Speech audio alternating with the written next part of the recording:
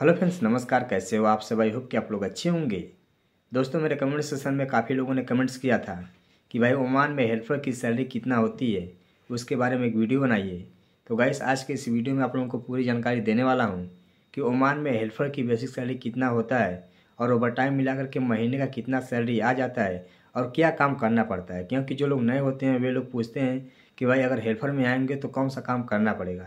तो गाइस, इस वीडियो में आज आपको पूरी जानकारी देने वाला हूं। बट चैनल को सब्सक्राइब और साथ में घंटी का बेल आइकन जरूर प्रेस कर लीजिए ताकि आपको वर्कर से रिलेटेड वीडियो मिलती रहे। तो चलिए वीडियो शुरू करते हैं। तो गाइस, सबसे पहले बता दें कि हेल्पर में आने के बाद आपको क्या काम करना पड़ेगा।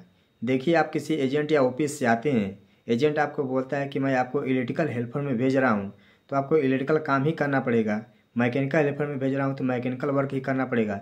तो गाइस, ऐसा कुछ भी नहीं है, रियलिटी दूसरा है। ठीक है, अगर आपको बोल रहा है कि मैं आपको इलेक्ट्रिकल हेल्पर में भेज रहा हूँ, आपको इलेक्ट्रिकल काम करना पड़ेगा, तो ऐसा कुछ भी नहीं है। हेल्पर की कोई एक कैटेगरी नहीं है कि आपको इलेक्ट्रिकल में भेजा जाएगा तो आपको इलेक्ट्रिकल काम ही करना पड़ेगा।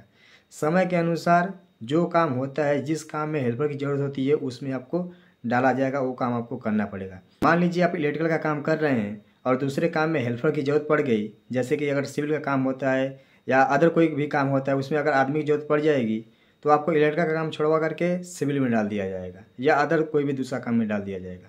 ठीक है, ऐसा आप लोग अंदर से बिल्कुल निकाल दीजिएगा कि एजेंट आपको बोल रहा है मैकेनिकल के वर्क में तो आपको मैकेनिकल वर्क मिलेगा, इलेक्ट्रिकल भेज रहा है तो इलेक्ट्रिकल का वर्क मिलेगा, सिविल बोल रहा है तो सिविल का ही मिलेगा।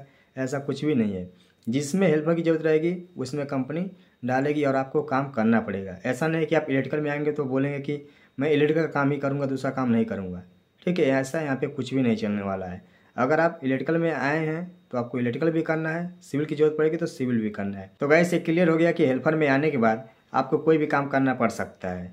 आप एजेंट और ऑफिस के ऊपर कभी विश्वास मत करना, क्योंकि वो कभी रियलिटी नहीं बताते हैं।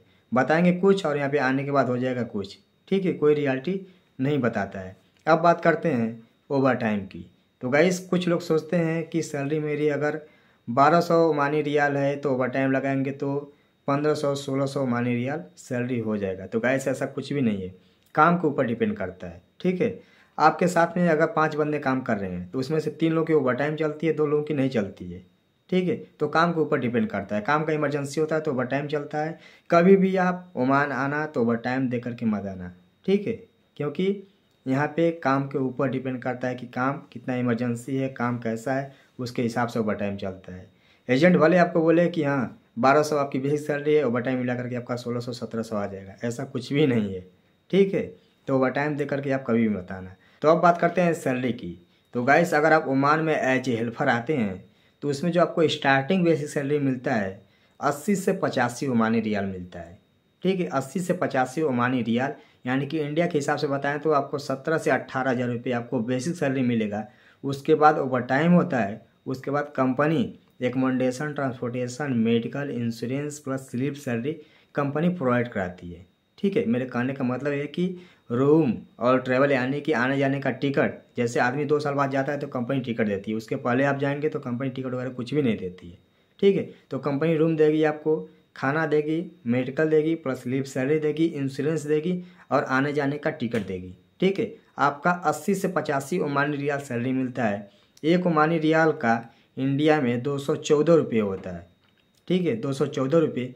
तो आप लोग कैलकुलेट कर सकते हैं कि 80 से 85 ओमानी रियाल का सैलरी कितना होगा। 80 रियाल भी मिल सकता है और 85 रियाल भी मिल सकता है। किसी किसी कंपनी में 90 रियाल तक सैलरी है एज ए हेल्पर की। आप किसी भी हेल्पर में आएंगे, किसी भी कैटेगरी में आएंगे तो आपको 80 से लेकर के 90 ओमानी रियाल के बीच में आपको सैलरी मिलेगा, इससे ज़्यादा आपको नहीं मिलेगा। यानी कि इंडिया के हिसाब से बताएं तो आपको 17 से 18 हज़ार रुपये आपको सैलरी मिलेगा। उसके बाद ओवर टाइम होता है। तो गाइस, ओवर टाइम ऐसा नहीं है कि कभी नहीं चलता। ओवर टाइम मैक्सिमम 2 घंटे तो हमेशा चलता ही है। ठीक है, लेकिन तो कभी कभी ऐसा मंदी आता है कि 9 घंटे 8 घंटे ड्यूटी चलती है, लेकिन तो ऐसे ज़्यादातर मैक्सिमम 10 घंटे की ड्यूटी होती है। और किसी किसी कंपनी में 12 घंटे 14 घंटे की ड्यूटी चलती है। तो काम के ऊपर डिपेंड करता है कि इमरजेंसी काम रहेगा, ज़्यादा काम रहेगा तो ओवर टाइम मिलेगा, नहीं तो नॉर्मली आपकी 10 घंटे की ड्यूटी होती है। ठीक है, आपका 8 घंटे का नॉर्मल ड्यूटी हो जाएगा प्लस 2 घंटा ओवर टाइम, तो 10 घंटा हमेशा ड्यूटी चलता ही है। तो टोटल मिला करके मान के चलिए कि आपका इंडियन मनी में बताएं तो 24 से 25 हज़ार रुपये आपका सैलरी आ जाएगा। ठीक है, एज ए हेल्पर। अगर ज़्यादा ओवर टाइम और चला तो आपका 30 हज़ार भी आ सकता है, तो किसी किसी महीने में हो सकता है। ऐसा नहीं कि हर महीने आपका 30 हज़ार रुपये आएगा। तो मैक्सिमम मान के चले कि आप खाने पीने के बाद आप 20 से 22,000 रुपये बचा सकते हैं एज ए हेल्पर। अगर कोई बोलता है कि मैं हेल्पर में 35,000 रुपये 37,000 रुपये महीना कमाता हूँ, तो ये बिल्कुल झूठ है। ठीक है, यहाँ पे टेक्नीशियन की सैलरी इंडियन मनी में बताऊँ तो 35,000 है, 32,000 रुपये टेक्नीशियन की सैलरी है। तो आप हेल्पर में कहाँ से कमाएंगे।